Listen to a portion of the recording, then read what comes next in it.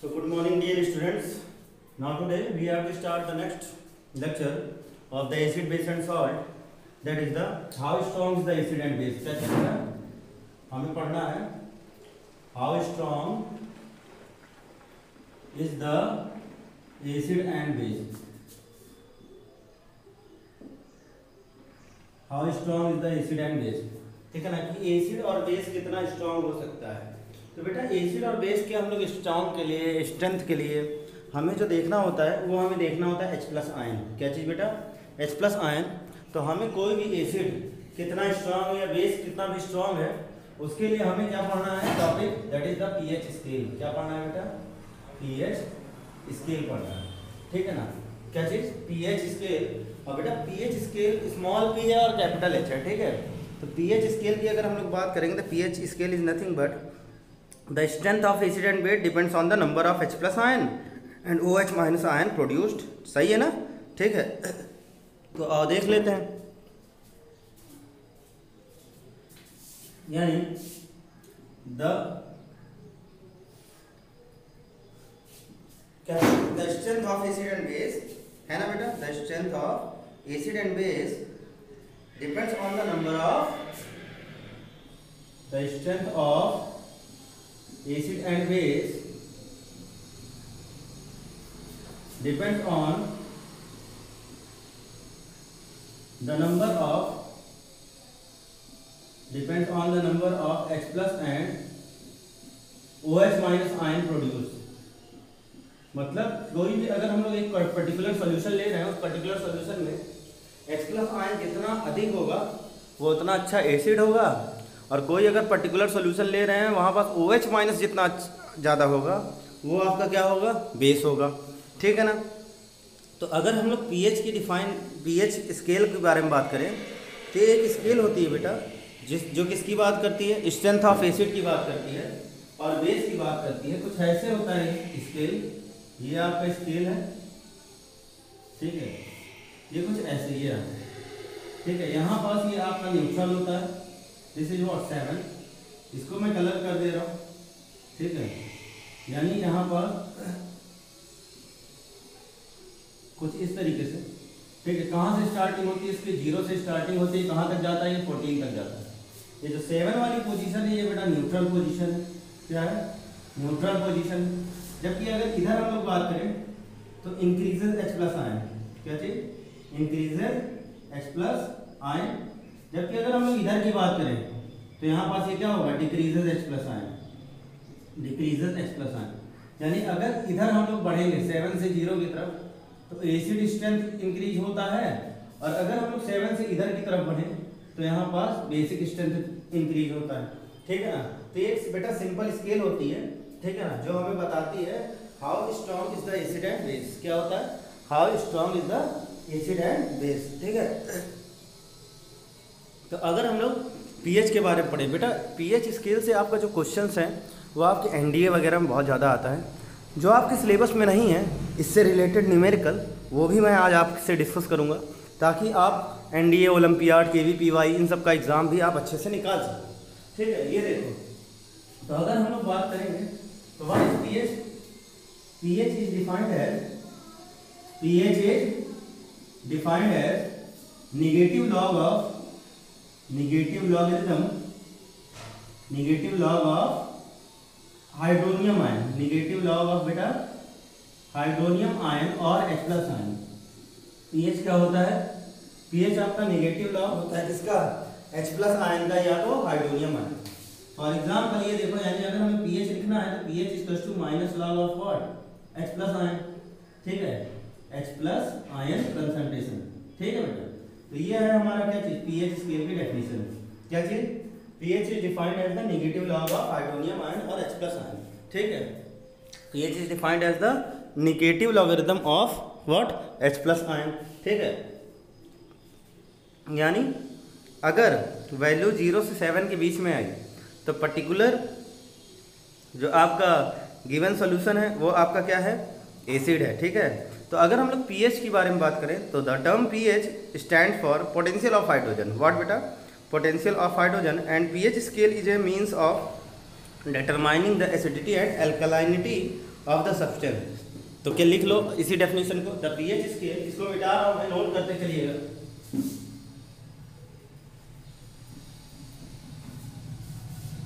Colour coding में आपको बताऊंगा। The pH stand for potential of hydrogen. क्या चीज बेटा? Potential of hydrogen which is used to define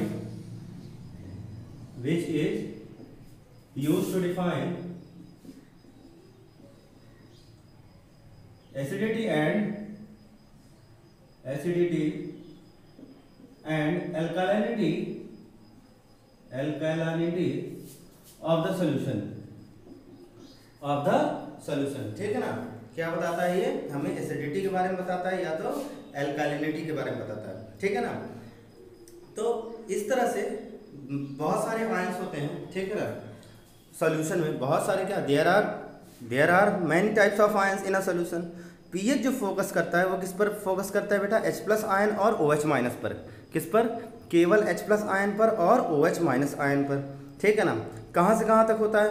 आपका 0 से लेकर 14 तक होता है, ठीक है। कहाँ से कहाँ तक होता है बेटा? 0 से लेकर 14 तक। पीएच आपका बहुत आयंस आपके सॉल्यूशन में बहुत सारे होते हैं, लेकिन जो पीएच होता है वो केवल किस पर फोकस करता है? आपका पीएच फोकस करता है केवल H+ और OH- पर, ठीक है ना। तो यहाँ अगर हम लोग नोट करके पॉइंट लिखें तो नोट करके पॉइंट लिखने में आपका pH only focus H+ and OH- ion, इसको फोकस करता है। H+ और OH- आयन को फोकस करता है, ठीक है ना। पीएच इसको फोकस करता है H+ और OH- आयन को। और अगर हमारा रेंज कहाँ से कहाँ तक होती है पीएच स्केल की? रेंज होती है 0 से लेकर कहाँ तक बेटा? 14 तक। यानी एक स्केल होगी जहाँ पास आपका 0 से लेकर 14 तक पीएच आपके नंबर्स होंगे। तो 0 से 7 जो होता है वो किसको बताता है? आपका एसिडिटी को बताता है, ठीक है ना। आपका 7 वाला जो होता है एकदम ये न्यूट्रल होता है, ठीक है। और जो आपका 7 से लेकर 14 तक बताएगा वो आपका क्या होगा? बेसिसिटी को बताता है। किसको बताता है? बेसिसिटी को। तो अब मैंने तुमसे कहा कि पीएच अगर कैलकुलेट करना है तो pH is nothing but minus log of what? H+ ion. क्या चीज बेटा? Minus log of H+ ion. इससे जुड़े हुए न्यूमेरिकल्स तुम्हारे एनसीईआरटी के बुक में नहीं है और फ्लेवर भी नहीं है, लेकिन मैं आज आपको इससे जुड़े हुए न्यूमेरिकल बता देता हूँ कि कैसे आपका इससे रिलेटेड न्यूमेरिकल्स आते हैं।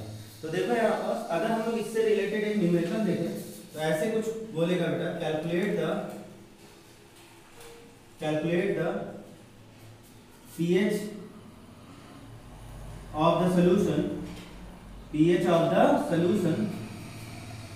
if H+ ion concentration is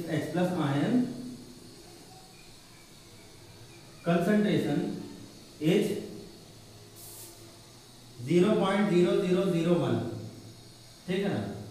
कितना दिया हुआ है? Calculate the pH of the solution if H+ ion concentration in the solution is, ठीक है, if H+ ion concentration in the solution is 0.0001। यानी हमने कहा तुमसे, ये देखो कि अगर हम लोग pH स्केल फाइंड आउट करेंगे तो pH is nothing but this is minus log of what? H+ ion, सही है ना। यानी देयरफॉर ये देखो यहाँ पास अगर pH की बात करेंगे यानी ये देखो माइनस लॉग और यहाँ पर H+ आयन कंसंट्रेशन कितना दिया हुआ है? 0.0001, सही है ना, रख दिया वैल्यू। अब देखो ध्यान से, ठीक है। अब देखो तो यहाँ पास ये देखो अगर हम लोग सॉल्व करेंगे इसको तो ये देखो यहाँ पास pH is equal to minus, ऐसे ही छोड़ दो लॉग। अब इसको क्या लिख सकते हो? देखो इसको लिख सकते हो, अगर यहाँ से पॉइंट हटा दो तो नीचे 4 जीरो आएगा। अब इसको ऐसे लिख सकते हो 1 × 10⁴। क्या चीज बेटा? 1 × 10⁴ लिख सकते हो ना। तो अब तुम ध्यान से देखो यहाँ पर क्या चीज? 1 × 10⁻⁻⁴ बेटा, ऊपर जाएगा तो ये क्या हो जाएगा? -4 हो जाएगा। बोलो सही है। तो यानी ये देखो यहाँ पास अगर हमारा ध्यान रखना कुछ कॉन्सेप्ट कि अगर log m × n है तो इसको हम लोग log m + n लिख सकते हैं। क्या लिख सकते हैं? log m + log n लिख सकते हैं, ठीक है ना। log अगर मान लो log 10 की वैल्यू 1 होती है, log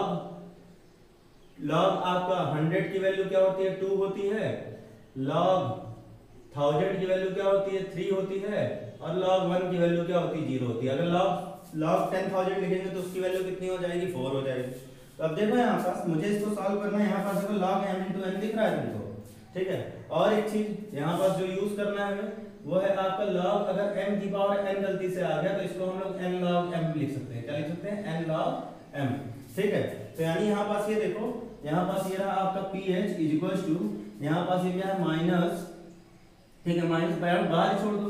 अब देखो ये log m into n दिख रहा है तो log m plus log n लिख लो, तो log 1 प्लस log 10 की पावर 4 हो गया, कौन सा 4, -4।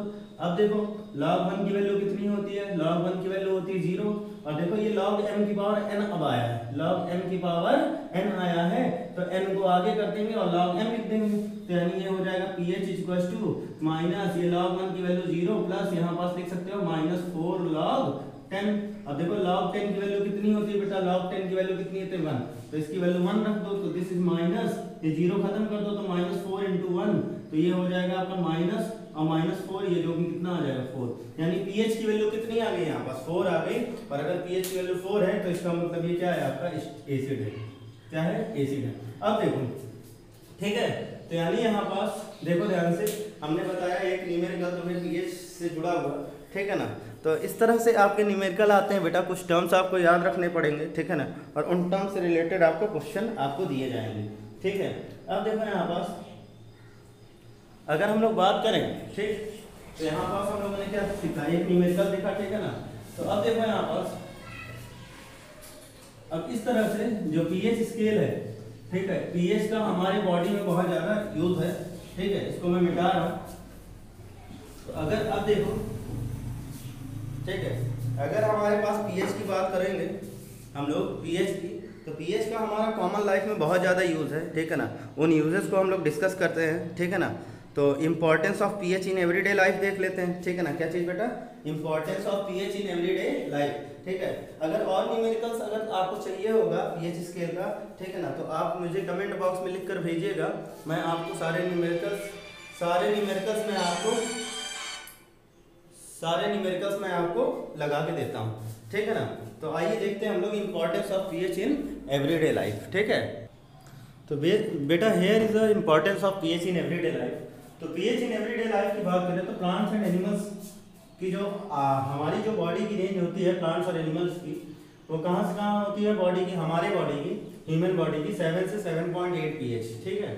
तो living organism can survive only in a narrow range of pH change when pH of rain water is less than, ठीक है। तो यानी अगर हमारी बॉडी की pH 7 से 7.8 के बीच में रहेगा तो हमारी बॉडी क्या होगी, हमारी बॉडी आपकी नॉर्मल कंडीशन में है। pH ना इससे ज़्यादा हो ना इससे कम हो, इसी के बीच में होना चाहिए, ठीक है ना।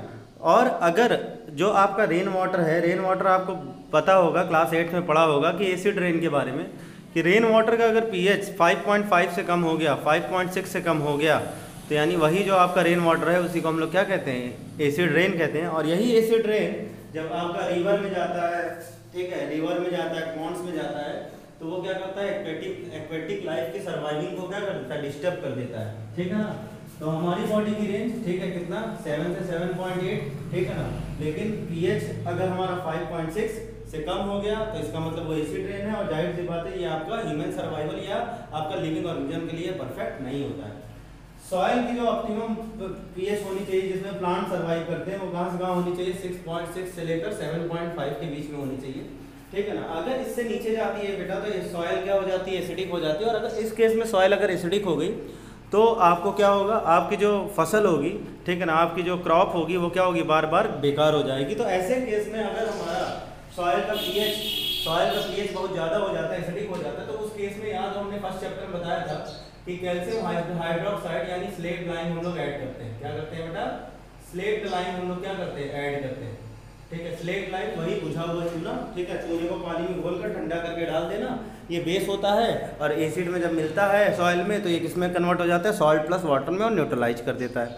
अब हम लोग बात करते हैं डाइजेस्टिव सिस्टम की। तो डाइजेस्टिव सिस्टम जो हमारी बॉडी में है, हमारी बॉडी क्या होती है, HCl कंसंट्रेटेड HCl प्रोड्यूस करती है, ठीक है, concentrated HCl hydrochloric acid produce करती है आपके किसके लिए, बॉडी में, स्टमक में डाइजेशन के लिए। लेकिन वो केस जहां पास आपका स्टमक डाइजेशन नहीं कर रहा होगा, यानी इन डाइजेशन के समय आपका तब भी ये एसिड रिलीज हो रहा है। और ऐसे केस में अगर स्टमक में एसिड ज़्यादा हुआ तो हमारे पेट में क्या होगा, इरिटेशन कॉज होने लगता है, पेन कॉज होने लगता है, ठीक है ना।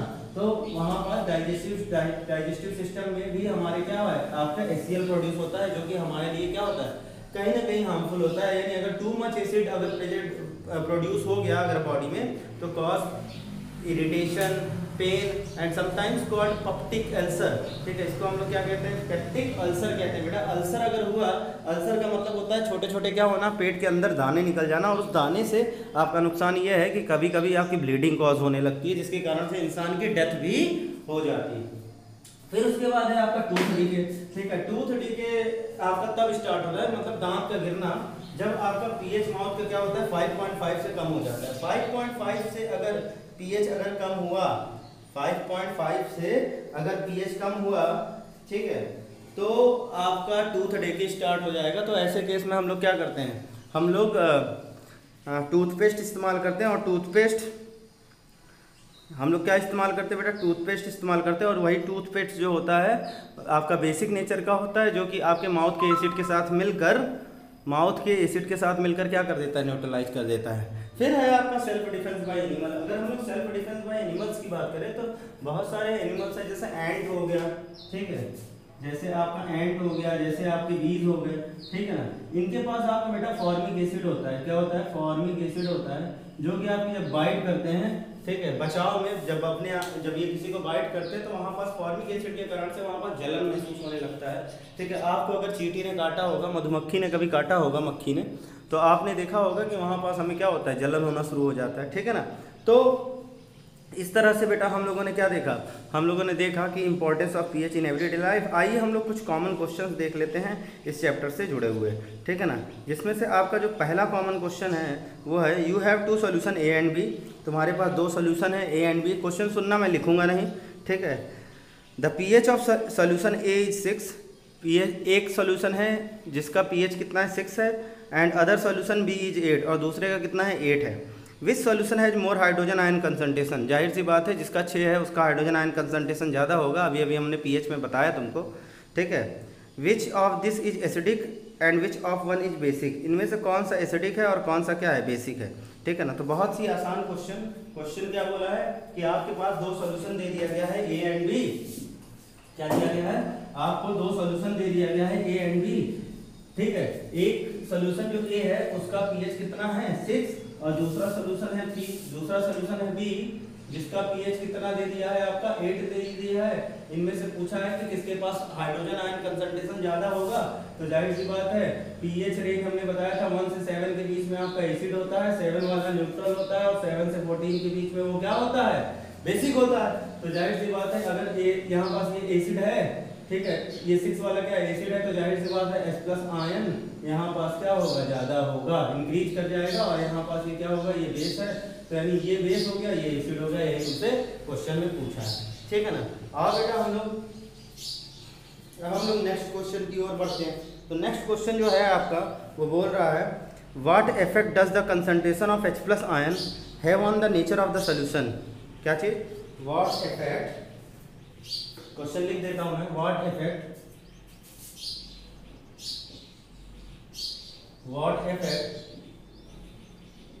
does the concentration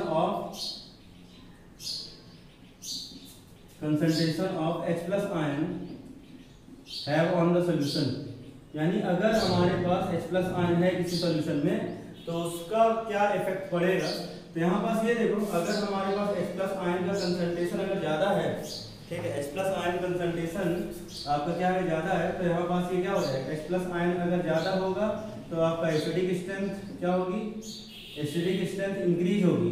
और अगर H+ आयन डिक्रीज होगा तो ऐसे केस में एसिडिक स्ट्रेंथ भी क्या होगी, आपकी डिक्रीज कर जाएगी, ठीक है ना। और एसिडिक स्ट्रेंथ डिक्रीज करेगी तो जाहिर सी बात है बेसिक स्ट्रेंथ क्या होगी, इंक्रीज होगी। यहाँ पास बेसिक स्ट्रेंथ क्या होगी, यहाँ पर डिक्रीज होगी, ठीक है ना। तो ये आपका H+ आयन अगर ज़्यादा होता चला जाएगा तो एसिडिक स्ट्रेंथ बढ़ जाएगी, H+ आयन घटता चला जाएगा तो एसिडिक स्ट्रेंथ क्या होगी, घट जाएगी, ठीक है। आइए अब हम लोग नेक्स्ट क्वेश्चन देखते हैं बेटा। नेक्स्ट क्वेश्चन है do base has H+ ions, if yes why are they base. ठीक है ना, क्या बेस के पास H+ आयन होता है, ठीक है, और अगर हाँ तो क्यों ये बेस कहलाते हैं, आओ देख लेते हैं। ठीक है, तो क्वेश्चन है